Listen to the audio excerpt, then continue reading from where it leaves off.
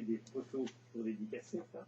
Et j'étais fier, mon frère investissement, c'était la voiture de Colombo, la même, sans la perméable, la 403 rouge, j'étais fier. Et je vais voir mon frère à Vesoul, qui me dit, viens me voir comment je suis installé, je suis le stagiaire de la préfecture de Haute-Saône. Et j'arrive, et je suis persuadé que tout le monde va dire, tiens, c'est le petit gars de la télé, et j'arrive, et personne ne me calcule, sauf un cuisinier qui me parle de foot, et tout l'hôtel et tout Vesoul est amoureux de moi. C'est le stagiaire de la préfecture, et là je vois que c'est le roi de la ville, le stagiaire Jean Bruter à l'hôtel du Nord, qu'elle célèbre. Et lorsqu'il a quitté Vesoul, je suis venu l'aider à déménager, et le stagiaire qui l'a remplacé, c'était un certain Marc Tessier, un hasard de l'histoire. Mais j'étais épaté. Là, j'ai vu qu'il était prêt pour entrer dans la carrière. C'était le rêve de mon père. Il n'a pas fait la préfectorale. Il est sorti aux affaires culturelles, au cabinet de Malraux et de Jacques Gamel, c'était pas là. Vous écrivez à propos de lui, plaire chez Jean Bruter était plus un don qu'une stratégie, l'air qu'il aimait respirer. Je crois qu'il parlait aux femmes comme il ne me parlait pas à moi. À Vesoul, je n'ai pas le souvenir que nous ayons particulièrement parlé, juste celui d'avoir été heureux à l'horizon de nos vies fraternelles. Et oui. Sont les moments émouvants du livre, mais il y a aussi beaucoup de moments drôles, parce que votre vie, Michel, c'est évidemment la famille, mais c'est aussi ce métier. Ce métier vous y consacrez votre vie, et donc c'est normal qu'on y retrouve aussi des gens comme Belmondo, comme Delon, parce que tous ces personnages dont on parle, il y a Javot, il y a Philippe Giraudot, il y a Jean Ferrat, il y a Denis, il y a Delon et Belmondo, ils étaient dans le panthéon de mon frère, car quand il était à l'ENA, je lui ai présenté tous ces gens-là. Il était fasciné par ces personnages et j'ai remarqué qu'ils avaient tous un point commun, des longues carrières. Et vous savez combien je suis fasciné par la durée. Ça s'appelle Rappelle-moi, on y reviendra tout à l'heure, et c'est chez Robert Laffont. Merci Michel, en tout cas, d'avoir accepté notre invitation.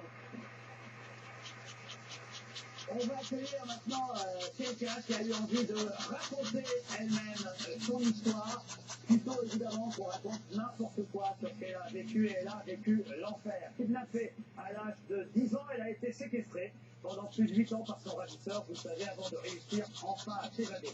Afin donc que la presse ne raconte pas ce qu'elle a envie de raconter sur elle, elle a décidé de le faire elle-même, ce récit de son cauchemar. Ça s'appelle 3096 jours, c'est publié aux éditions Jean-Claude Lattès. Voici sur notre plateau Natacha Campouche.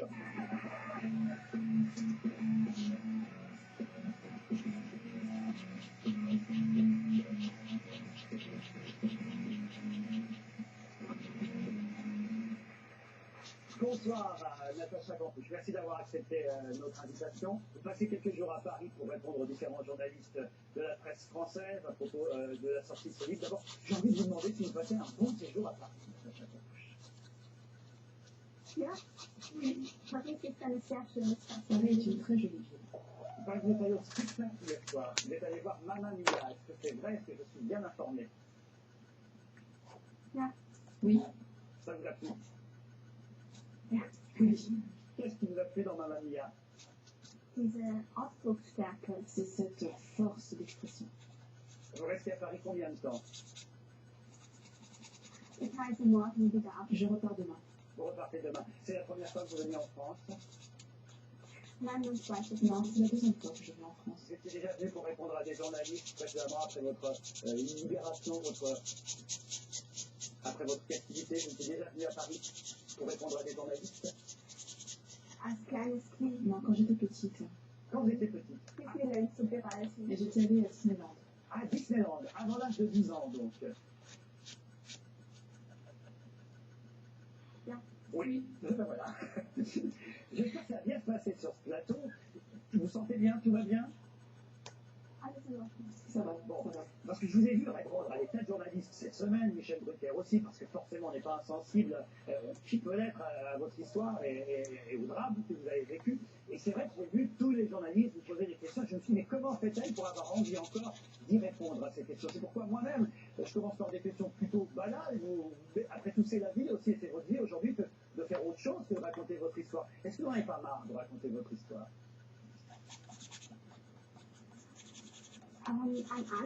Moi, au début, oui. Je me suis habituée maintenant. Et je respecte votre travail.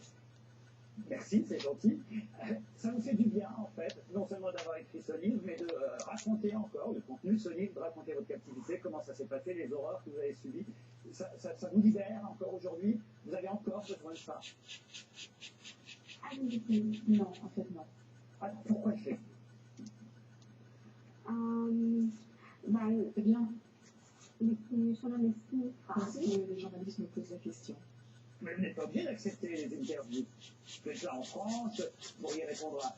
Moi, je suis très heureux de vous recevoir, parce qu'évidemment, hélas, ce genre d'histoire, ce genre d'affaires suscite la curiosité de chacun. Donc, on a envie de vous poser des questions. Mais vous n'êtes pas obligé d'avoir envie de les répondre. Je trouve que ce livre, c'est quand même un bon livre. Je ne peux pas forcément vous le vendre là. Alors écoutez, ça tombe bien, vous disiez ça, je donne juste une minute la parole à Éric Nolot, parce que justement, et c'est très rare dans ce genre de livre témoignage, parce que les camarades sont très critiques généralement, mais vous trouvez que c'est un très bon livre, Nolot? Moi, j'ai trouvé, à ma grande surprise, parce que je ne m'attendais pas à ça, j'ai trouvé non seulement que c'était un bon livre, mais j'ai trouvé que par moments c'était même un grand livre, pour une raison assez simple, c'est que vous allez jusqu'au bout de vous-même. Vous ne vous contentez pas de raconter l'histoire, vous racontez aussi ce qu'il y avait d'ambigu dans votre histoire. C'est pas seulement une petite fille innocente et un monstre absolu. Vous expliquez que c'est pas noir-blanc, qu'il y a quelque chose entre les deux, que les relations avec cet homme qui est votre bourreau sont plus compliquées. Et je voudrais juste vous poser cette question, est-ce que vous n'avez pas craint de choquer certains lecteurs qui s'attendent à quelque chose de très frontal, c'est-à-dire qu'on leur explique, qu'on leur raconte une histoire où il y a vraiment une fille complètement, une petite fillette, complètement innocente, un bourreau, ils veulent voir le noir, le blanc, ils ne veulent pas voir des choses plus compliquées, et vous, ce que vous racontez, c'est plus compliqué.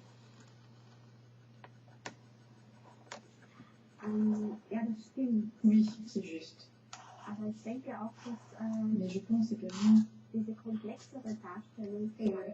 cette représentation plus complexe sera peut-être plus difficile à supporter pour beaucoup de gens. Et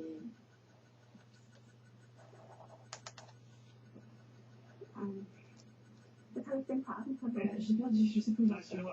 Prenez votre temps, bien sûr. Est-ce que ça signifie que parfois certains de vos lecteurs ont eu des réactions négatives, par exemple? Est-ce que vous avez eu des réactions négatives suite à votre livre, par exemple?